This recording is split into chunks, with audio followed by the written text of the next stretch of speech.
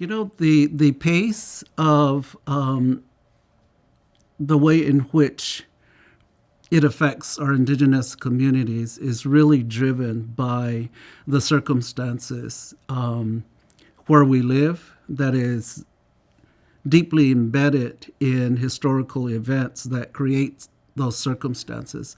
So we find ourselves at multiple points on the spectrum with regard to where we are in our development, whether you look at that linearly or horizontally.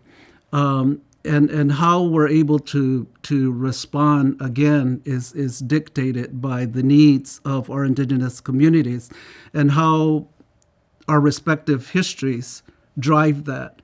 So in many cases, the pace for those that are strong in the foundation and the framework are at a pace that is very slow and gradual. And in fact, elders in those communities where you have very strong language, culture, customs, and traditions that define that foundation and framework are very cautious of their leaders to move slowly, to move gradually.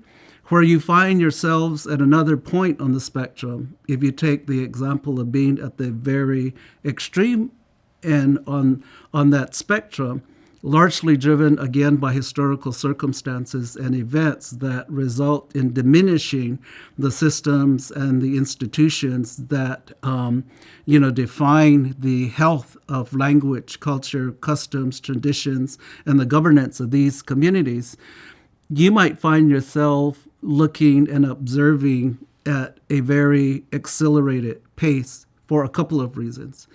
Either that pace is driven and unfortunately, we see that happening a lot where the acceleration of that pace is driven by the mere replication of approaches that is very dangerous because self-determination and success are being defined in very significant ways externally and not driven internally.